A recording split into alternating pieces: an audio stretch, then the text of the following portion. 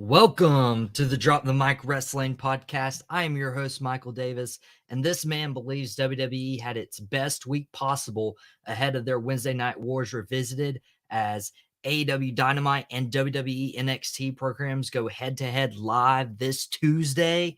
After an eventful year, who's ahead in the eyes of the fans? All this and more on this Mic Drop Monday.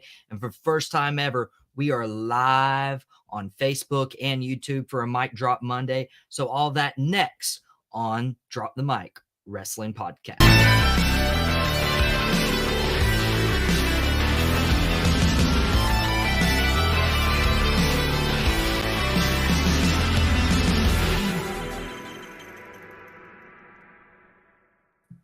Welcome back to the Drop the Mic Wrestling Podcast. Hey, it's going to be a great time. It's going to be a great week. You all know that we are live on Facebook.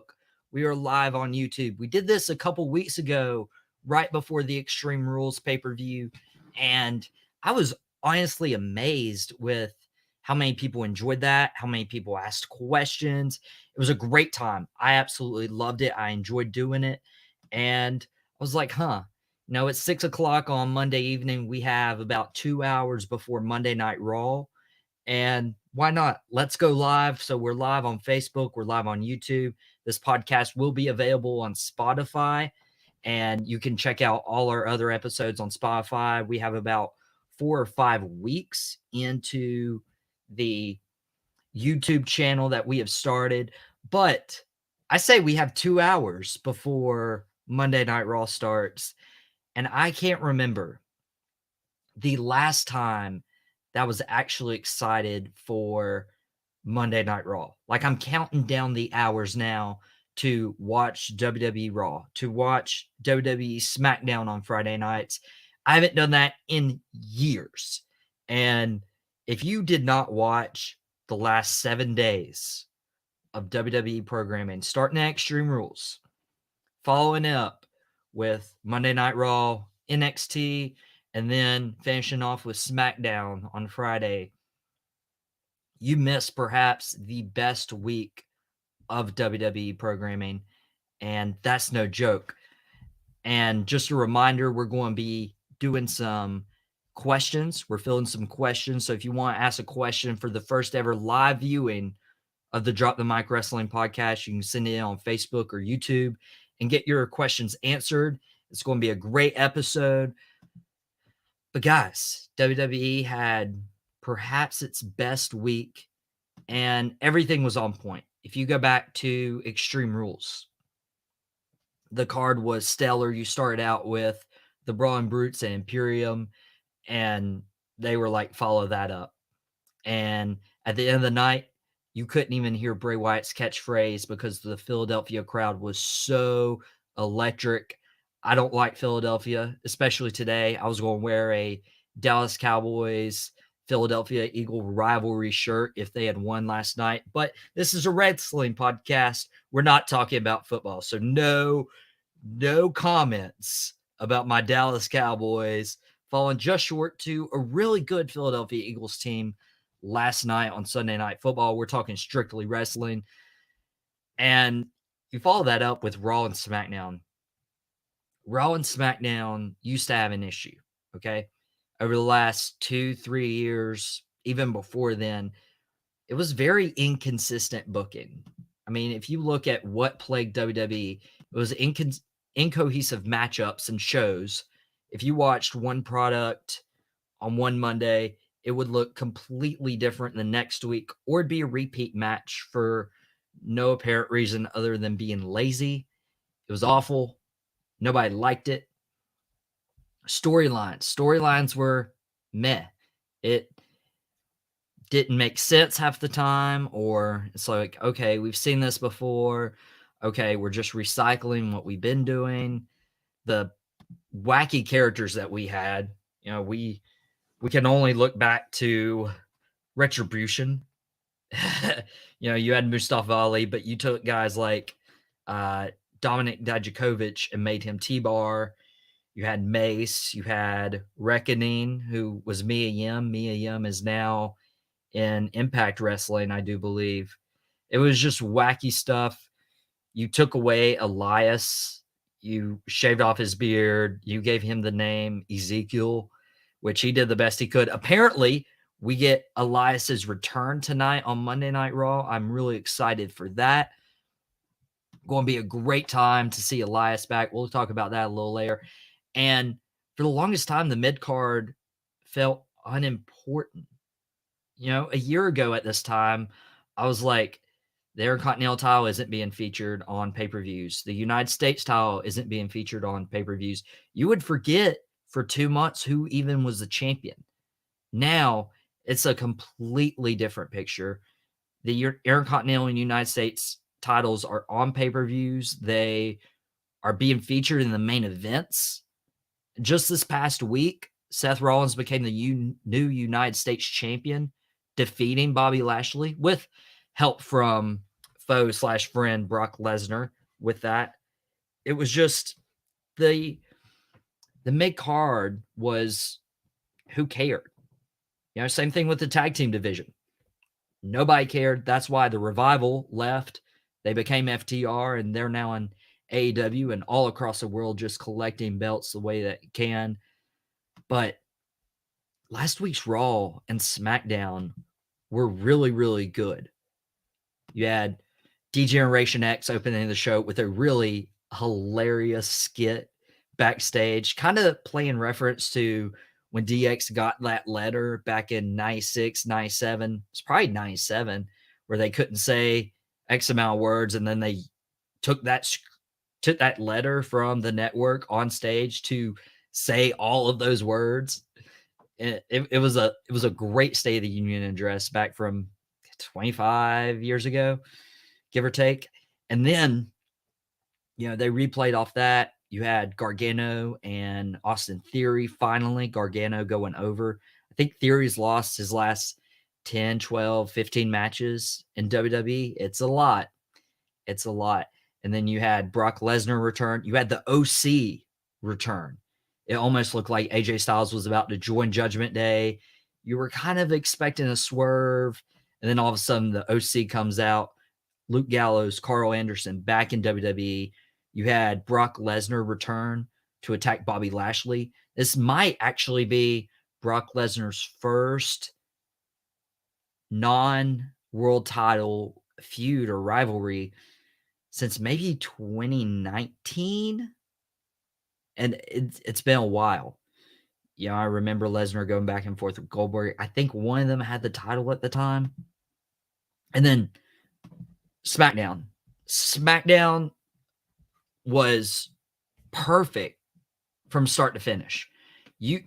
I'm sitting there. I'm actually sitting there with my mom. Shout out to my mom. She loves listening to my podcast and my shows. Awesome, supportive mom. Love you. And you know, you always dream about getting on TV, getting on screen, being like, "Hi, Mom." Well, now I get to do that because it's my podcast. So I can do whatever I want. And you have SmackDown starting out with a car crash with Karrion Kross and Scarlett. Karrion's supposed to compete. Drew McIntyre runs in as if Drew McIntyre orchestrated the whole thing. And now there's questions surrounding, will Karrion Kross be able to compete later tonight? You're still trying to figure that out. And then you have LA Knight. LA Knight is now the new guy.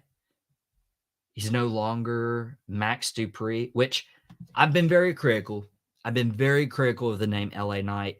If you're familiar with his work as Eli Drake, you're like, you can't change that name, right? But WWE's always changed names, and they gave him the LA Knight character. I much prefer the Max Dupree name, but I prefer LA Knight in terms of, hey, he's actually going to get to compete. He's going to get to wrestle. And they quickly turned him heel. Everybody was excited to see LA Knight back, and he got on the mic and did what he does best, getting heat from the crowd. And you even had Rey Mysterio. And this, I'm going back and watching a lot of older Raw and SmackDowns back from 2002. Some of the content's great. Some of it's horrendous. I do say so myself. And this reminded me of a 2002 ploy where a talent is unhappy. They want to change brands. Mind you, we have not had a draft since Triple H has taken over as the chief content officer, control of all of creative. We haven't gotten that. So Rey Mysterio comes in, tells Triple H he isn't going to fight his son, and he's quitting, essentially. And Triple H doesn't want to lose one of the top marketing characters of all. Like, this is great storytelling that we haven't had in a long time. Well, come to find out, Rey Mysterio replaces Karrion Kross in the main event and intertwining these storylines from start to finish. This is why the show is cohesive now. And now Rey Mysterio is number one contender to the Intercontinental Championship. Again, bringing the mid-card titles to the prestige that they deserve. And before you know it, guess what happens? Rey Mysterio's challenging Gunther for the Intercontinental title. Of course, Gunther's going to throw Rey Mysterio around, which is going to build up Gunther for destroying a legend like Rey Mysterio. Not sure where Rey Mysterio and Dominic Mysterio eventually fight. It reminds me of when Undertaker was saying he would not fight his own brother Kane, and they ended up facing each other at WrestleMania. It reminds me of that dynamic. And I'm just, especially with Rey on SmackDown now, I could see Rey staying on SmackDown. Do you eventually get Dominic to chase his own father down on SmackDown to actually wrestle? And that's something you could pull out at a WrestleMania. I'm sure they have dreamed about that ever since Dominic was a little boy. That would be awesome. And, WWE, that was the best week, definitely, of 2022 of Triple H's tenure as chief content officer, because all the stuff that was wrong with WWE, they're now fixing, and it finally feels, I mean, you had the pops of Bray Wyatt, you had the pops of the Good Brothers, Carl Anderson, Luke Gallows coming back. It finally feels like Triple H has a hand on what he's doing. This is completely his, and especially with Elias returning tonight, I mean, this really appears like the stuff that Vince had changed with a lot of NXT characters that Triple H built his foundation of on NXT. They're finally reversing. Max Dupree becomes LA Knight again. You have Elias returning as Elias. You have Candice LeRae coming back, Johnny Gargano.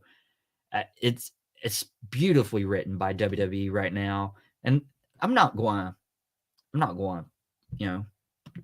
ignore a lot of stuff that's going wrong right now. I still feel like they need to rebuild that tag team division. It's coming. You have Imperium. You have the Brawling Brutes. It's getting there. There's something going on with the Usos and the Bloodline. You could figure out a way to insert Kevin Owens in there. And also the main event scene needs stars, or really challengers for Roman Reigns. That needs to come about, because, I mean, they did get Cody Rhodes to fall in their lap. They did get Bray Wyatt to fall back in their lap. You could build Johnny Gargano as this Daniel Bryan underdog character, and the fans would gravitate towards that completely, seeing the stuff he did in NXT. But WWE is fun again. And if you didn't know, there's also a WWE and there's AEW, two incredible wrestling promotions going on right now. And it's never been a better time to be a wrestling fan. But a lot of people ask, what's the better company? Is it AEW or is it WWE? I don't believe in that tribalism, but what I do believe is we're going to break that down ahead of NXT and Dynamite going head to head tomorrow night on Tuesday night. But that will be next on the Drop the Mic Wrestling Podcast. Stay tuned.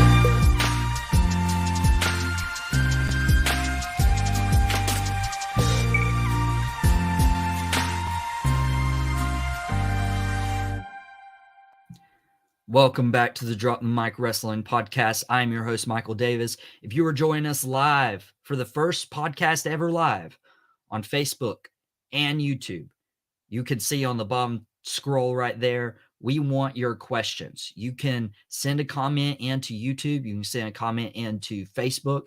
and I will receive those questions and I will get to those questions. Okay. No references to the Philadelphia Eagles beating the Dallas Cowboys. That is my one request, is you do not bring that game up. It's horrible. This is a wrestling podcast. If you want to listen to Out of Pocket with Michael Davis, I can talk about that all day on Friday afternoon at 5 for Tobacco Road Sports Radio and WWBG 1470 AM. But I will be not. The wound is still so fresh after that. But we've been talking about how WWE's really fixed their program now, and kudos to them. And a lot of people forget WWE, AEW,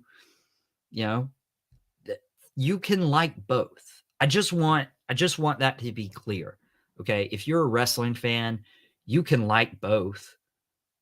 If I mean, don't make yourself suffer through 2 hours of Dynamite, an hour Rampage, just to say, oh, AEW sucks and WWE is so much better, and vice versa.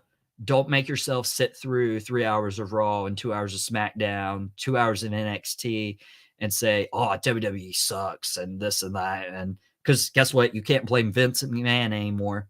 I mean, I just went through how WWE has rebuilt their company, and they're still slowly getting there, but they're getting there pretty quick, especially with the quick turnaround that happened with Vince McMahon retiring, Triple H having to step up and blowing everything out of the water. Because at the end of the day, it's good for all wrestling products to be good. Like, this is what we've been missing the last 21 years. WCW bought out by WWE, WWF at the time, and for a 20-year period, they had no competition. They had TNA, which TNA faltered. They weren't really going to compete with WWE at all. They weren't taking WWE out of business. AEW comes on the scene at 2019. Okay, there's some steam going, and Vince McMahon just kind of he's gotten complacent at old age. The stuff that worked in 2002, 2003 isn't working now, and AEW is the best product on television until Triple H comes in charge, and he has just done a fascinating job. But now we have competition. This is why we have the Tuesday Night War tonight with Dynamite and NXT going head to head. Dynamite actually won that head-to-head competition when they were going head-to-head on Wednesday nights. And so I want to talk about very briefly, like, who is in favor of like these categories that wrestling fans like to view. You have your main event, you have your tag team, you have your stars, and I'm going to break this down. We have main event scene, we have med card, we have women's wrestling, we have tag team wrestling, and then we're going to get into wrestling quality, storyline quality, star quality, pop quality, and at the end of the day, show quality, because that's what matters. And the first category we have to break down who is better, AEW versus WWE. Now that I've put the disclaimer out, you can enjoy both programs. Main events, I'm giving the edge right now to AEW. I think they could put anyone in the main event and people would watch. And just how deep that roster is, that's one of the issues with the program right now is Andrade could be in a main event spot, but isn't getting used. Miro could be in a main event spot, but not getting used. Darby Allin could be in a main event spot, but isn't getting used. And they have Jericho, they have Danielson, they have Castagnoli, they have Moxley, they have Hangman. Even with CM Punk potentially never competing for the AEW again, and King Omega currently suspended as well, they're not suffering. Like, AEW is still just as good as ever. WWE, they've gotten Cody Rhodes to fall in their lap. They got Bray Wyatt back. They got Braun Strowman back. They have Johnny Gargano. But the fact that you're going to Saudi Arabia and they ask for Logan Paul tells you that there's not much depth and draw at that main event level other than Roman Reigns. They can't point to anybody and say, yeah, I want that guy. They're like, oh, Logan Paul. So that's the issue right now that WWE's having. They can't do Lesnar Reigns again. They can't do Goldberg and Reigns again. They need star power. And Cody Rhodes is hurt right now. Bray Wyatt's just getting back and established. So main event goes to AEW. The mid-card scene is really, really tough. And I almost want to say it's a split because AEW does have a deep mid-card division, but are they using them right? I look at your mid-card champions. I look at Wardlow. Wardlow, since winning the TNT title, hasn't done much. You know, if this was back when Brody was holding the title, Cody, Sammy Guevara, Miro, I'm like, okay, I can get behind this TNT title run. Wardlow's done nothing. And you look at what WWE's focus has been on since Triple H took control with Gunther and Bobby Lashley. Now Seth Rollins. Seth Rollins being United States champion, pretty much your main event title on Monday Night Raw, with Roman's schedule being, hey, you can work these few dates. And no issue with that. Like, who wouldn't want to work less dates for the same or more money? And I have no blame there for Roman Reigns. But I'm giving the edge slightly to WWE. But women's wrestling just absolutely blows out of the water. It's WWE all the way. AEW's women's division is actually atrocious. You can let us know if you agree on Facebook or YouTube where you're watching this live, first ever live podcast viewing that we're doing. And I'll answer, get on the screen, whatever you would like to do. But yeah, the women's division for AEW is brutal. They brought in Saraya, who hasn't competed yet. We hope that she's cleared. Reports are suggesting that she is actually cleared to compete. You're getting that dream match with Dr. Britt Baker. But beyond Dr. Britt Baker, and Toni Storm was a good get. Hikaru Shida. Your women's division's looking pretty weak. WWE's women's division is perhaps top of the line. They have some good ones coming up. Raquel just debuted on the main roster. You have Cora Jade, who I'm really high on out of NXT. Saw her competing first on just a random wrestling product, and her name was Elena Black. This was like 2 years ago, and Dad's like, she's going to be a star. And now she's in WWE. I think she's actually the next Paige. But yeah, WWE has the women's category all the way, just like the tag team division AEW has. You have those two guys right behind me. If you're watching on Facebook or YouTube Live, you have FTR, who you don't even need half the time because you have Death Triangle. You have Best Friends still doing really good work. You have a deep tag team division. Young Bucks aren't even there right now, and we're not panicking, you know, because you have the Lucha Bros. You have so many other tag teams. WWE, it's been the same for the last 4 years. You have the Usos, you have the Street Profits, and Crickets. Like, those are your guys. The New Day is not even doing some of their best work anymore. We don't have Big E right now. Kofi and Xavier are just kind of like plugging in where they're needed, which is really sad because New Day, when they were at their peak, were some of the best. They gave us some of the best moments. But tag team wrestling, this is why FTR left WWE. And hopefully Triple H can rebuild the tag team division. But it's 2-2 right now as we're going through. And the wrestling quality, I would give to AEW. WWE, they've done really well filling out 3 hours of Raw, which is brutal. I would not want to book. Actually, I would.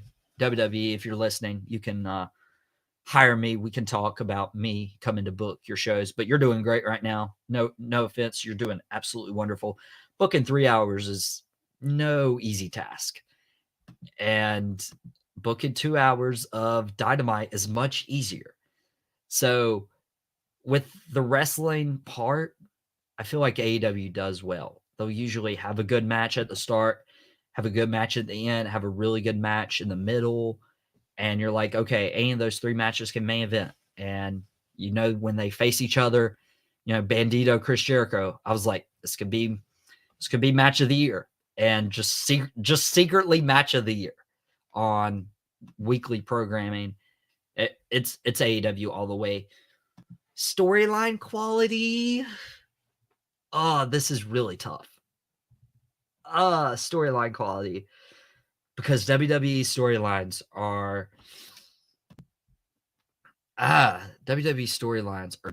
doing really well right now. AEW just had a swerve with the Jericho Appreciation Society and Blackpool Combat Club. I'm giving it to WWE. I think WWE, with the new stuff that they're doing, okay, with the new stuff that WWE is doing storyline wise, that would have to be my pick. And they're doing stuff that I would never imagine doing, right? You have Dexter Lumis, fired during Vince McMahon's tenure, comes back and is stalking The Miz, and now competes tonight on Raw for a contract. You have Bray Wyatt doing whatever he's doing. You have SmackDown start with a car crash. You have Rey Mysterio wanting to quit and ends the night as number 1 contender for the Intercontinental title. You have Dominic. I love the Dominic Mysterio in Judgment Day. Those storylines have gotten really well, and they seem coherent. They seem cohesive. AEW is more, you put these guys in the ring and you watch them go. So AEW has the wrestling. WWE has the storylines. Star quality could probably be a tie. If we're being honest, star quality, yes, you have the lackluster Roman Reigns, not a lot of people in the main event scene. Well, because he's went through the entire main event scene. You have Seth Rollins, you have Bobby Lashley, Roman Reigns, you have Karrion Kross, you have Drew McIntyre. You're getting Johnny Gargano. You still have AJ Styles, Finn Balor. You have people coming back, Johnny Gargano.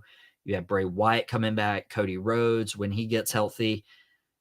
And then you look over at AEW, and you have Jericho, you have Danielson, you have Adam Cole when he's healthy, you have Omega when he's not suspended. Like, you have very deep rosters in 2 promotions, WWE and AEW, where if you put any of them on the card and you advertise it well for a week with good storylines, people will want to watch.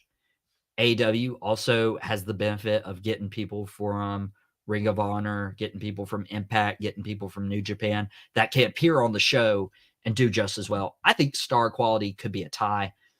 Pop quality, I'm going to get absolutely roasted for this, okay? I believe it. I know my dad's watching. I know several AEW diehards are watching. Pop quality, if you asked me a year ago, is going to AEW. You had CM Punk, Bryan Danielson, Adam Cole. Just AEW was giving us everything we wanted. Pop quality goes to WWE this year.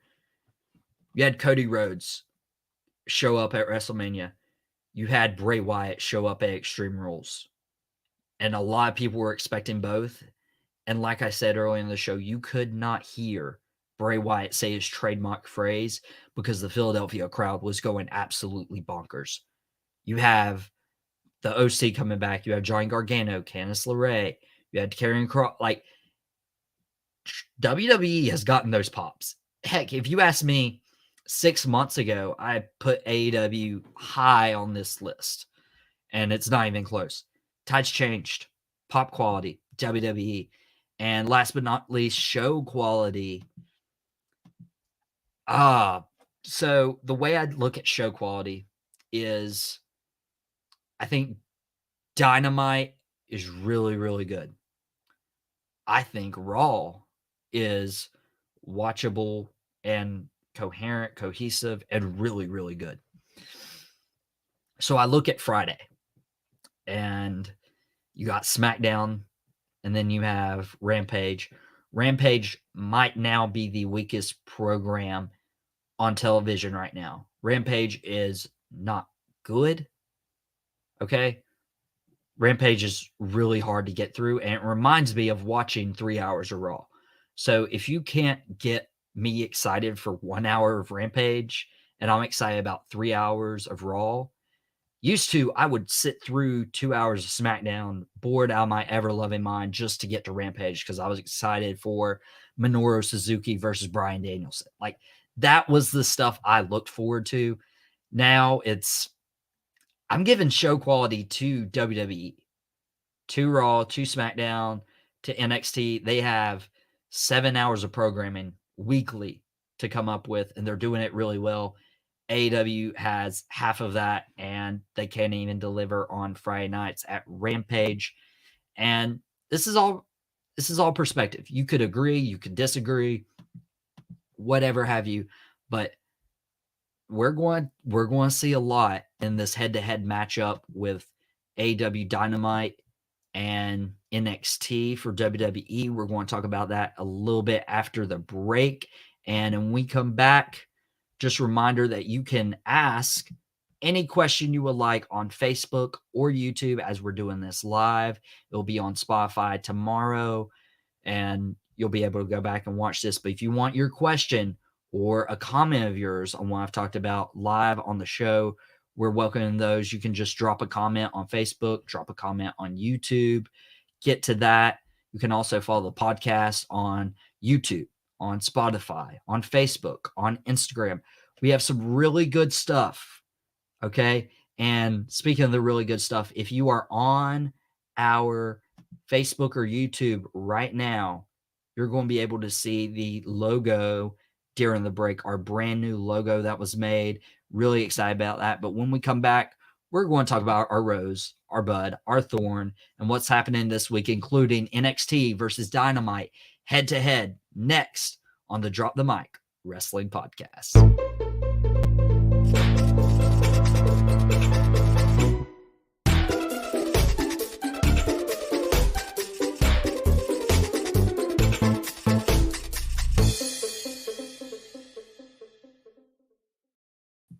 Welcome back to the Drop the Mic Wrestling Podcast. I'm your host, Michael Davis. And yes, if you were joining us on Facebook or YouTube right now, you just saw our brand new logo. It's about time. We are on episode 29 of the podcast. We started this last year, and it's about time for a podcast. You're going to be able to see it on all our social media, YouTube, Spotify, Facebook, Instagram.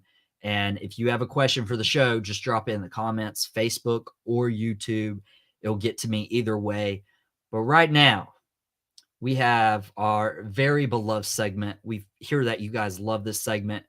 Our rose, our thorn, our bud of the week.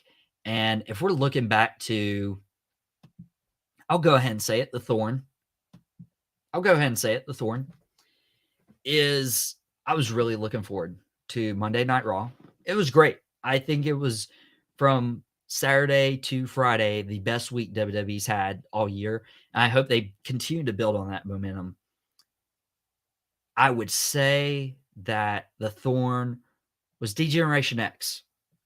D-Generation X in ring. Here's why. At the beginning of the show, they had a really hilarious segment. Talked about it on the beginning. Referencing the letter that they got where they couldn't say this, this, this, and this. Really good full circle moment where Triple H is now the authority figure, being like, hey, we can't do this anymore. I'm grown up now. It's perfect. Then you get to the end of the show, waiting the entire time for D-Generation X. Also a bummer that Bray Wyatt didn't show up on Monday Night Raw. That was a bummer. I'm not expecting Bray Wyatt to be on Monday Night Raw in the near future. I think he's a SmackDown guy now, which is, by the way, probably a bad move. I think Raw needs a character like Bray Wyatt. SmackDown is okay. I feel like you could fill out 2 hours of SmackDown. Bray Wyatt should be on Raw. That might be my thorn, actually. But DX just kind of under-delivered for the in-ring segment at the end. It's like, did you really just have a show where the OC returned, Gargano versus Theory, Brock Lesnar return, the United States title change hands, and you're going to end it on like a 5-minute segment of DX where it's like, let's get all our catchphrases out and roll the tape? It felt very rushed. and that was very disappointing. But what was not disappointing was Hangman Page's promo with Jon Moxley. They're obviously wrestling Tuesday night, AEW Dynamite in Jon Moxley's hometown. You can get a free meet and greet if you have a ticket with AEW Dynamite in Cincinnati. Free meet and greet with Jon Moxley. So that's pretty cool. I mean, I guess you'd have to pay for the ticket, so it's not free. But if you're meeting Jon Moxley, you were probably paying like triple of what you paid for a ticket. At least double, depending on what kind of tickets you got. I know they start around like $29-$30. Yeah, that was hard. And I probably saw the most fire between Hangman Page since he got the AEW title last year against Kenny Omega at AEW's Full Gear event. And that was heartfelt. And I was like, whoa, Hangman came to play, and they know it's an important time for the company. All the drama with CM Punk, Kenny Omega, the Young Bucks, Adam Cole's injured right now. You need something, and what are you going to do?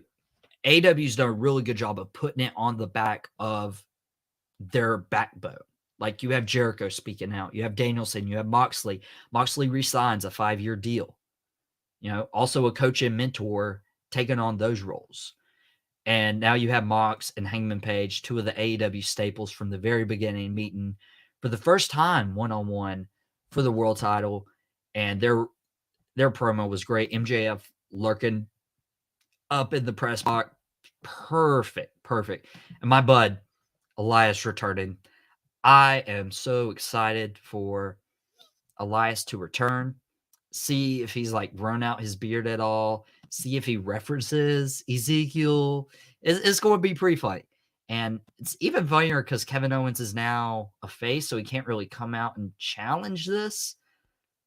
So who do we have for Elias next? But happening tonight, reference Elias's return. The Miz versus Dexter Lumis for a contract. Obviously, Dexter Lumis wins, right? Like, this is what he needs. Maybe the Miz actually runs out of the ring, gets scared, loses via count out, and Dexter Lumis has a contract. Like, I could see it going that way. You have the Good Brothers, Luke Gallows, Carl Anderson, making their Raw return versus the Alpha Academy. I think their last appearance was actually the Boneyard match with The Undertaker, AJ Styles, WrestleMania 36, I believe. That was back in 2020. I think this is their first. Yeah, I do think this is their first match in WWE since then against Alpha Academy. Chad Gable doing the best work of his career. But it's the Good Brothers winning. And then we have Matt Riddle versus Seth Rollins again for the United States Championship. I'm letting this one slide because it is a Raw instead of a pay-per-view. Riddle did beat Rollins like 9 days ago, and then Rollins won the title 2 days afterward. Lashley looks like he's feuding with Brock Lesnar for the time being. Give Rollins and Riddle one good match, but I don't see Rollins losing this. So where does Riddle go from here? That's my only question. And SmackDown, the big thing I'm asking, what are we getting from Karrion Kross and Drew McIntyre? Like that, with the car accident and everything, Drew McIntyre attacking Karrion Kross after the car accident.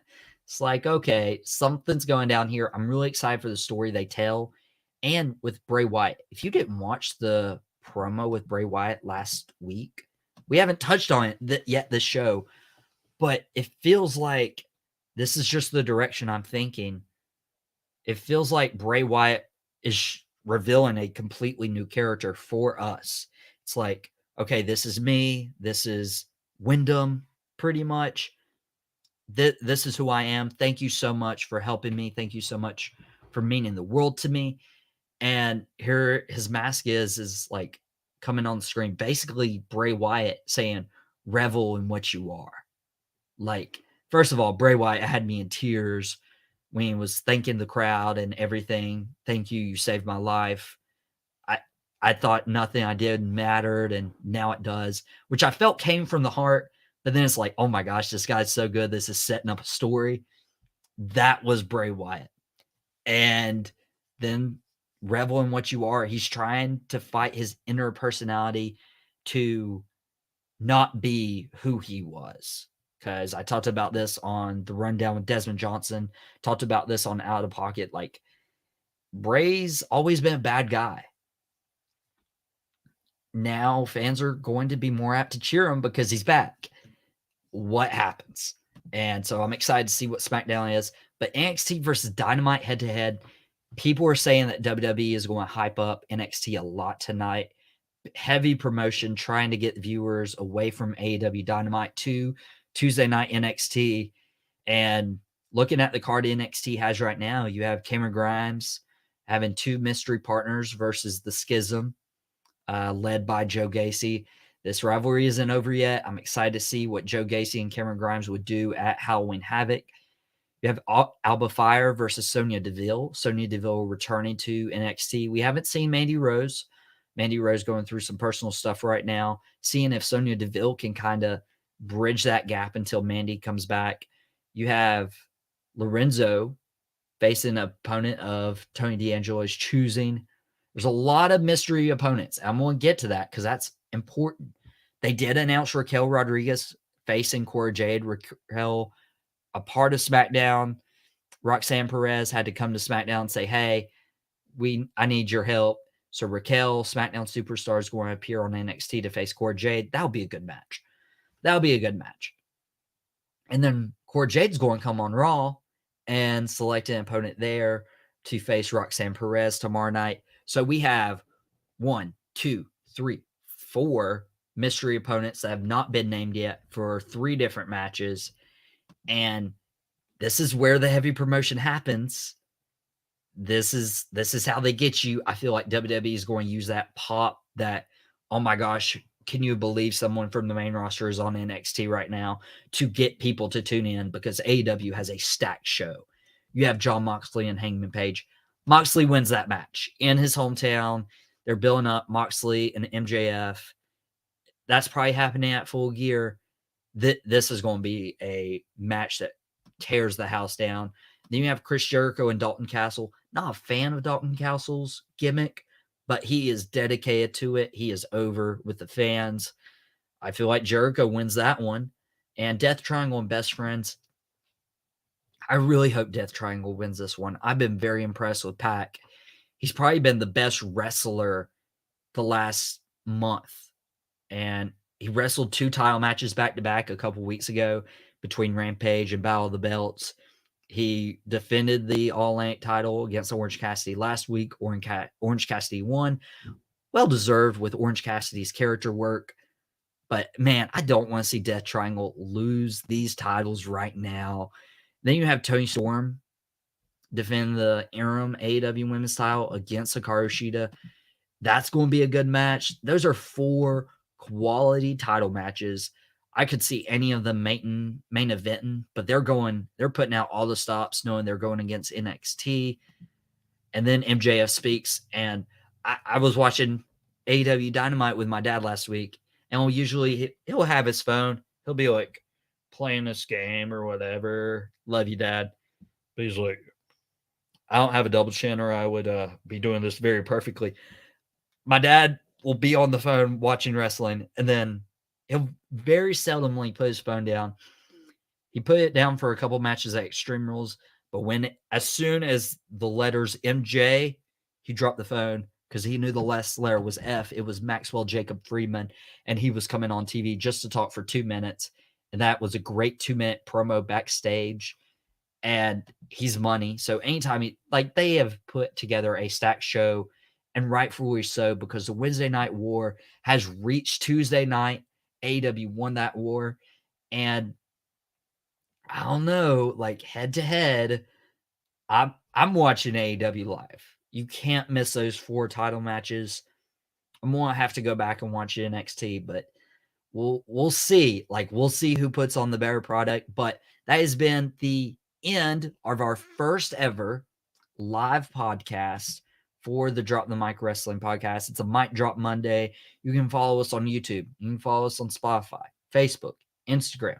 We just dropped a new logo, and I am happy to say that we are dropping some more content very, very soon, working with several people to get some surprises in there. I'm going to just say that it's a surprise, but you'll have to stay tuned watching. You're going to have to follow us on social media, and that is it. I hope you all enjoy your week of wrestling. Enjoy the Tuesday Night War. Comment on my page whether you're more excited for NXT or AEW. We're going to be talking about that next week. See what happened, who won that war. But this has been another Mic Drop Monday with your host, Michael Davis, and you all have an amazing week. Enjoy that logo that's about to pop up on the screen.